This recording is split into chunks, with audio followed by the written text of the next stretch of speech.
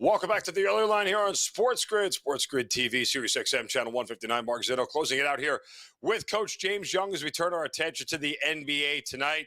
Winding down the regular season here, I've said repeatedly that the seeding in the Western Conference will absolutely matter as far as the path and who ends up getting there. Look, we know Oklahoma City is going to be there, but who else gets there against them? It's going to matter for everybody else, and we'll start with Golden State and Memphis tonight. The Grizzlies, who fired their coach, they've lost 7 of their last 10. They got beat up last night against the Boston Celtics, and now they got to turn around and face the Golden State Warriors, who need a win themselves to continue to keep pace and avoid the play-in tournament here, Coach. So if you're Memphis right now and you got a brand new coach in this spot, I mean, they're in danger of losing their grip on being out of the play-in tournament at this point in time. Yeah, and it's still shocking, Mark, that you would fire a coach so close to the end of the regular season. You could just do it for after the playoffs. But obviously, desperate times have come through desperate measures for a team in Memphis that is, let's be honest, Mark, they're one game out of being an 8th. So to me, that is this is a big storyline here. To me, Golden State's playing really good basketball. Winners of 7 out of the last 10 games. Winners of 2 games in a row. Rest advantage probably was in Memphis, at least from yesterday morning after the game 2 nights ago. Memphis has to travel from Boston to Memphis. You figure they're going to get home, 2, 3 o'clock in the morning. This favors Golden State. So I do like Golden State minus a point tonight on the road with Memphis on the second leg of a back-to-back. Yeah, and you just got to wonder what the motivation level is for Memphis. I mean, again, it has not gone well since they fired the coach. Speaking of motivation level, the Minnesota Timberwolves are taking on the Denver Nuggets. Look, if I'm Denver, I really would like to grab the 2 seed. Not that I think Houston necessarily is a huge challenge to them, but them having home court advantage all the way through up until the Western Conference Finals matters here.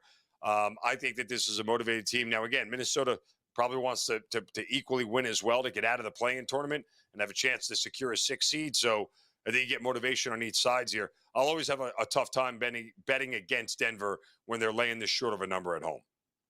Yeah, me too. And then the other part of it is, Mark, is Minnesota had to fight a couple of nights ago with Detroit. So there could be suspensions coming down the pipe at some point today. So if you like Denver, I would go and grab Denver now before possibly Naz Reid and Dante DiVincenzo, 2 guys that were ejected from the fight over the weekend, may have to sit. So to me, you're right. Mile high, Denver trying to get that 2 seed.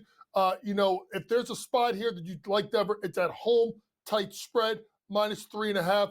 I would lay the points with Denver minus the points because I do expect possibly a shorthanded team in Minnesota tonight. All right, final game we'll get into here in the NBA slate tonight. The Phoenix Suns, who continue to be an absolute disaster, are hosting the Milwaukee Bucks. Like the Eastern Conference, I'm still stuck on NFL here. The Eastern Conference is pretty much set. I mean, Atlanta, Orlando, Miami, and Chicago are going to be the play-in teams unless Milwaukee does something and falters terribly and Atlanta goes on a little bit of a win streak here. There's no reason to believe that the Eastern Conference numbers are all set with the exception maybe 3, 4, 5 kind of deal here. So I don't know that the Bucks have a whole bunch of motivation necessarily to have to continue to keep winning to keep their 6th seed. I think it's pretty firmly planned for them. Phoenix is a game out of the 10th spot. Talk so much about Kevin Durant and everything. Now he's got the injury. I don't know what Phoenix motivation level is to try even get in the play-in tournament at this point in time. Feels like a stay-away game here, but I don't know if you can bet Phoenix at this point in time.